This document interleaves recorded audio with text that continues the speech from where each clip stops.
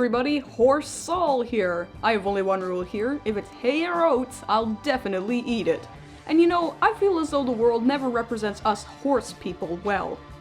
It seems like for every Seabiscuit or Cavalia, there's about 1 million movies and TV shows that star those pesky humans. Well, today I'm going to do my part to represent the equine minority and take a look at BoJack Horseman. Who's gonna argue with a horse wearing a trilby, eh? Nobody, that's who! BoJack Horseman is an adult animated series created by Raphael Bob Waksberg, produced by the Tornante Company and Shadow Machine, and it aired exclusively for Netflix in 2014, with a total of 3 seasons, 37 episodes, and 1 Christmas special. The series was renewed for a 4th season, which is set to air in summer 2017. Okay, enough horsing around, let's get to the review! You see what I did there? I'm a horse, and I said horsing around. Do you get it? I hope you get it, because I thought it was funny. Why don't you get it?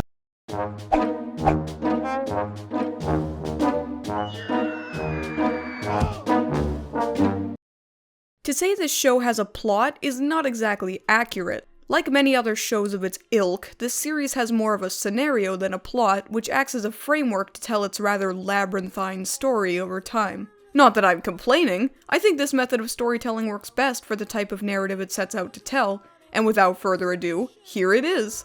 Back in the 90s, a sitcom called Horsin' Around ran for 9 seasons, which starred an anthropomorphic horse named BoJack Horseman. After the show ended, BoJack became washed up, and well into the 2010s, he clings to his last shred of stardom as he tries to make it in the cruel celebrity world of Hollywood, hoping that his ghostwriter, Diane Nguyen, can write him a memoir that will put him back in the limelight.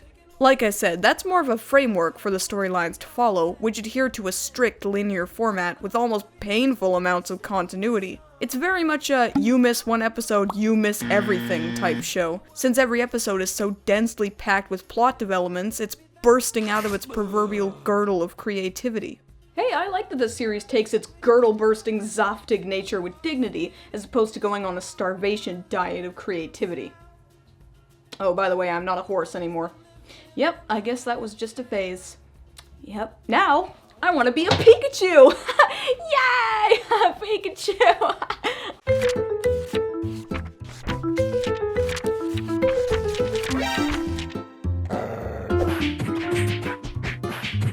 We're going for the bite-sized version of character descriptions today because I just don't have time to analyze all of their 3 dimensions.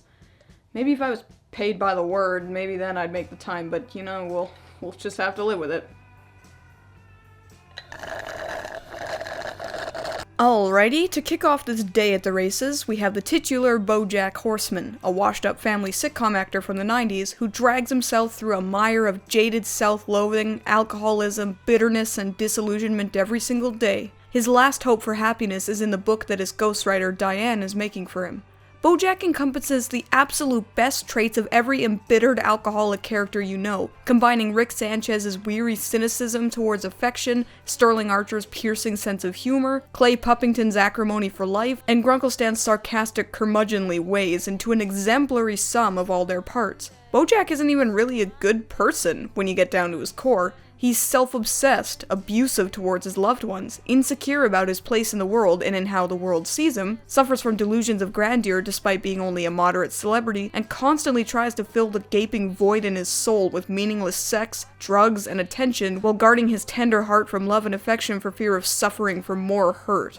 BoJack is a perfect example of how to make what would normally be an awful character into someone broken but extremely likable nonetheless. And he's helped along by the supporting cast, i.e. Diane Nguyen, his ghostwriter who's tasked with writing BoJack's memoirs for a failing publishing company. Diane is intelligent and kind, but she too is trying to find purpose in her life, and as a result, she often feels distant from other people. Diane is nice enough, although given the rather bombastic personality surrounding her, she sometimes gets lost in the fray. Then there's Mr. Peanut Butter, Diane's boyfriend who starred in his own 90s sitcom, Mr. Peanut Butter's House, that had an eerily similar plot to Horsin' Around. Mr. Peanut Butter is always upbeat and energetic, bursting with positive energy, and loves life as much as he can. Mr. Peanut Butter is someone you'd expect to act smug and superior to BoJack, given the fact that they both had very similar TV shows, but Mr. Peanut Butter is a genuinely nice guy, who breaks up the thick blanket of gloom hanging over many of the other characters' heads. So does Todd Chavez, BoJack's roommate of sorts, that lets BoJack's years of negative reinforcement get to him, so he considers himself a worthless screw-up in life. Todd is fucking adorable to me, with his constant shouts of "Hooray! Hooray! A task! Hooray! Responsibility! Hooray! Hooray! Gross miscarriage! Hooray! Question mark? as well as his cute, funny face and his propensity to get into wacky adventures. What I love about him is that even though he is the quintessential loser-slacker character who leeches off the protagonist, Todd himself isn't stupid and doesn't put up with shit like you think he would. And that's great because I just want to reach into the screen and give his cute little cheeks a squeeze. Lastly is Princess Carolyn, BoJack's agent and on-again, off-again girlfriend who lives a high-powered lifestyle, juggling her career, her turbulent personal life, and essentially babysitting BoJack and company as best she can.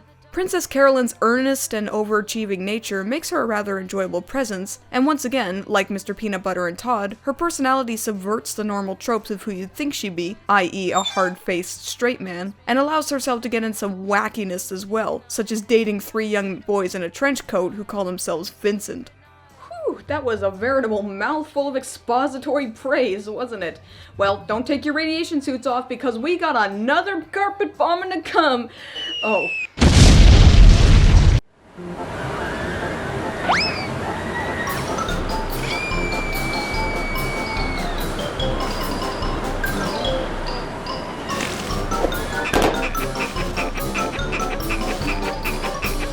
Nope, not gonna waste any more words establishing things, let's just get right on with it.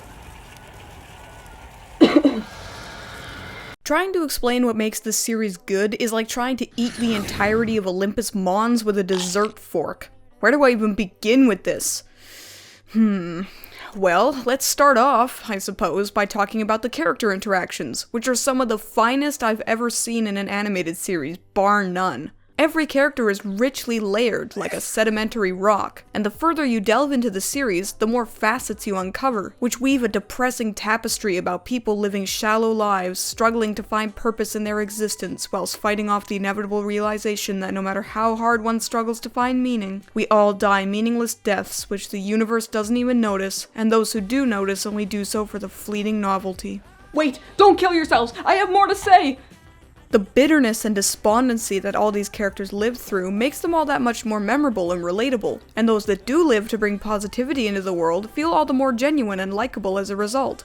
To sum up this thoroughly miserable point here, all of the doom and gloom the series exudes from its story glands is balanced out by its strong characters with varying personalities that help cement it into a niche of amazement not seen since Rick and Morty, though, in my opinion, it surpasses that by a fairly wide margin. Stepping over to a not-so-saddening stepping stone, I also really like the way that the anthropomorphic animals are fully integrated with the world, and enjoy all the various little gestures and jokes they insert just with their presence. But the best part about it is, even if you remove the whole humanoid animal angle from the series, the emotional impact would still be exactly the same, which is definitely praiseworthy. As is the humor, which blends a cascade of sarcastic bitterness in with contemporary comedy, satirizing the oftentimes baffling nature of celebrity culture and the tumultuous hotbed of beautiful lies known as the film industry, in such a way that doesn't feel awkward or overbearing at any time. While originally I wasn't a fan of the visual design, it slowly grew on me, and I find that its simplicity in color and movement properly complements the type of story it tries to tell, so I'm inclined to give it a thumbs up. This is the kind of show that, despite its simplistic exterior, has a brilliant spark of life that shines ever brighter the longer you watch it, and it stays with you for a long time. It knows exactly when to be goofy and fun, and when to be dark and dramatic. It takes everything I love about linear, character-based storytelling and mashes it all up into a perfect puree of purity. Jesus Christ, I think I have given myself tonsillitis with the amount of word vomit I've expunged today. But it's a good kind of word vomit, the one that doesn't have half-digested chunks of hatred in it for the product I'm talking about. So let's see if I have anything left to heave onto this series.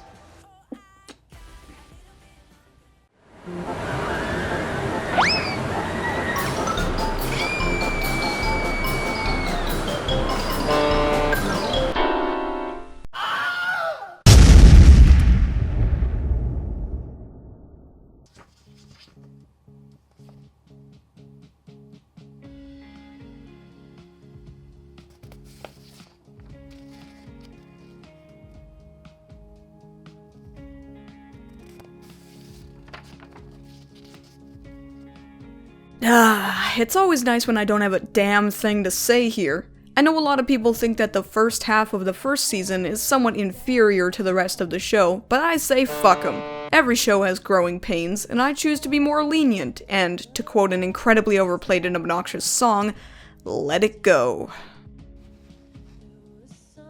Once again, I'm in a position where I can't possibly choose a least favorite and favorite episode since they're all fantastic in their own ways. So, I'm not going to force myself to do that. Let's just wrap up this prolonged gas expulsion of admiration right here and now. BoJack Horseman is just pure bliss all throughout. Admittedly, if you want a nice, unencumbered cartoon viewing experience, you'd best turn your gaze elsewhere. With a masterful linear story, extremely solid characters, gut-busting humor, and a glimpse into the deepest depths of depression and depravity, there's absolutely no reason not to watch this gleaming star of a show. I give BoJack Horseman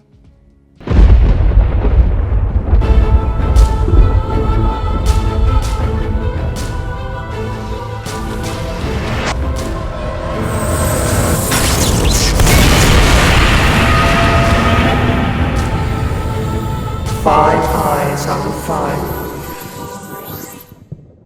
So, BoJack Horseman. Is it watchable? Fuck yes it is! While admittedly some people might find the visual style off-putting at first, I guarantee you will get used to it, like a slightly too hot sauna. Is it enjoyable? If I had the money to, I would hire a sculptor to sculpt me a statue in my front yard with 50-foot tall letters spelling the words, YES! Is it memorable? Well, considering that the show is returning for a much-anticipated 4th season this summer, it's definitely gotta say that it's memorable for sure. So, now that the review's over, I guess all I can say is, suck a dick, dumb shits! Gut-busting Houston, we have a problem.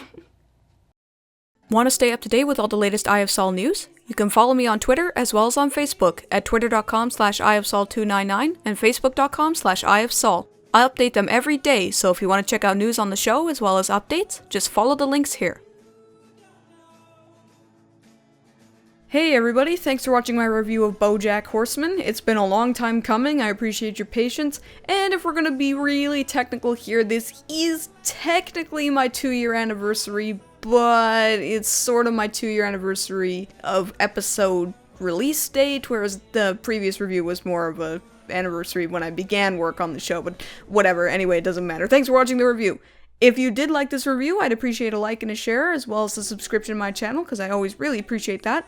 If you want to check out the previous Sol episodes, including my 2-year anniversary, you can see the annotations playing on the video right now. Or if you want to check out my various social media sites, you can see my links to my Twitter page, my Facebook page, and my Patreon page there on the screen for you, as well as in the description.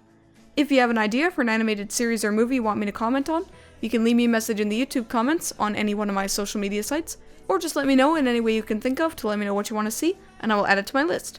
Okay? Thanks again for watching everybody, and I will see you next week for my art contest winners movie review.